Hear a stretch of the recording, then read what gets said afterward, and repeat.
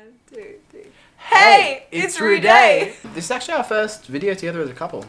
So we have just been reunited after 6.5 months apart. Insert airplane footage now. Here we go. It's been too long. I was so nervous that day. Oh, I'm so nervous. So excited. I'm like shaking as I hold this. That's a cute girl. It's gotta be her. So nervous. She see me. Oh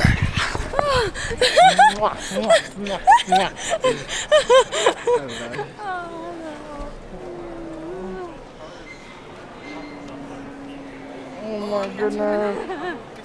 I miss this so much. So we thought it would be a good idea to sit down and talk about our experience of long distance relationship. Things that went well, things that didn't go well. I'll tell you what, I've been told by a lot of different friends and like parents and stuff like that that when you haven't seen each other in such a long time and you're gonna see each other for the first time, it's gonna feel like you're strangers. I think there's a little bit of that. Yeah, a little bit I would of that. agree. I just didn't know how to express how I felt. I felt some way that I hadn't felt in 6.5 months. Yeah, his love language is definitely like physical touch, like hugs, holding hands. Well, mine's quality time. So I felt much more fulfilled over this whole experience than he did. So I left. And I stayed. So there's a big difference between how you deal with that situation, being the one who left and experiencing all this new stuff, and being the one who stays and has to deal with an absence of someone in his life, in my life. So I'll definitely say that initially leaving was easier. However, towards the end, I just felt lonely. And that's because when you're the one that stays, you're surrounded by other people that love you and know you well. To segue from that, just some positives about the exchange and about the long distance relationship. Sharde got really close to my family when I was... I did. What's another positive?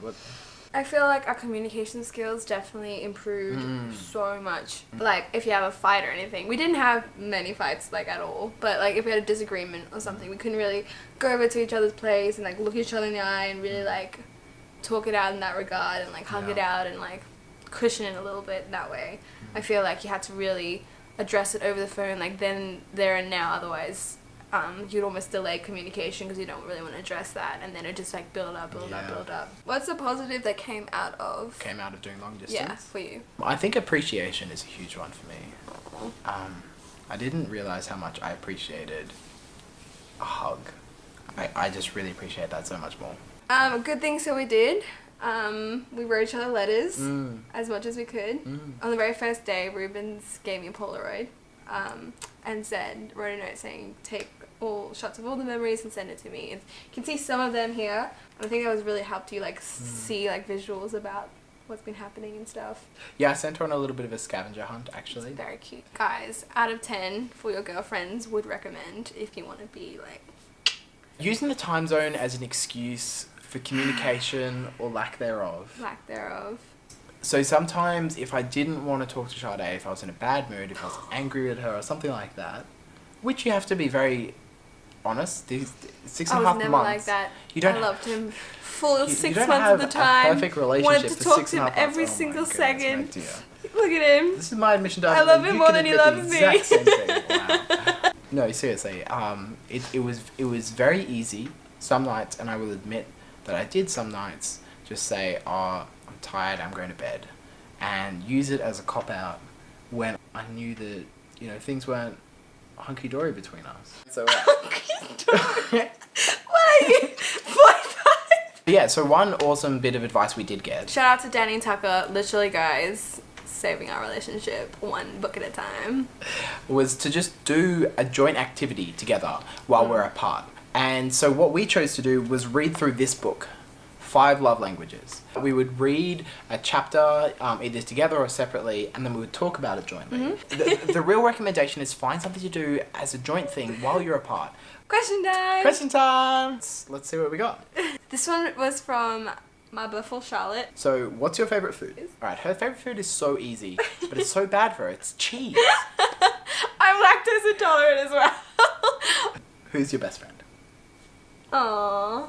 He's my best friend. Alright, this one's from my mate Char. Do you ever have cute dates over Skype where you eat, drink, or watch a movie at the same time in full date attire. We did have Skype dates, and we did do a lot of meals together where I would eat, he would eat at the same time. Like, I'd be eating dinner and he'd be having breakfast. Yeah. But I'd normally just be in, like, my PJs and he'd be just waking up. It comes down to knowing your partner and knowing what is going to be romantic for them. So, Yeah. I mean, it's a great suggestion if you ever do long-distance relationship. Shout out to Sharde's Insta page. Fluffy and adorable. It's very adorable. The title says it all. Next question. Next question. It's from another friend I made. Her name's Myriam. First of all, how did you talk about you leaving for 6 months? Were you both okay with it at first? We weren't really together. Do we want to talk about that? It was a rocky time in our relationship at the start of 2016. There was no discussion. He just decided. Right. Like to begin with, it was like, really? I didn't feel like you were okay with it. It was very hard, not gonna lie. Did anything in your relationship change during this time? Grow to appreciate the other person more, or on the negative, get bored and feel like it's a hassle trying to balance your life and your girlfriend/boyfriend? As far as anything changed, independence. In fact, we're probably very independent right now still. Very independent. So and I think it's still getting used to depending on the other person, because I'm so used to just taking care of myself. Like, when you opened the door for me today, I was like, oh, okay, I can get that for myself, but thank you. Yeah, that's funny. Alright, last one from Myriam. And do you think you could have done this if you weren't together for that long before? Say you're a new couple. Oh, that's a good question. I don't think we've said it enough, but trust is so big in those things. So important. And you know what? Because we'd gone through that rocky time and got back together, like, our trust for each other was at a real high level. Yeah. Yeah? And it was that meant that we didn't question each other to a degree that we could have otherwise. Yeah. So, yeah, trust was a big thing. But hey, they were really good questions. Really grateful for the experience.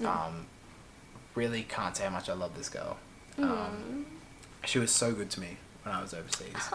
One massive perk of doing a long distance relationship is that when I got to see her at the airport, I felt feelings that I hadn't felt for so long. Aww, stop it.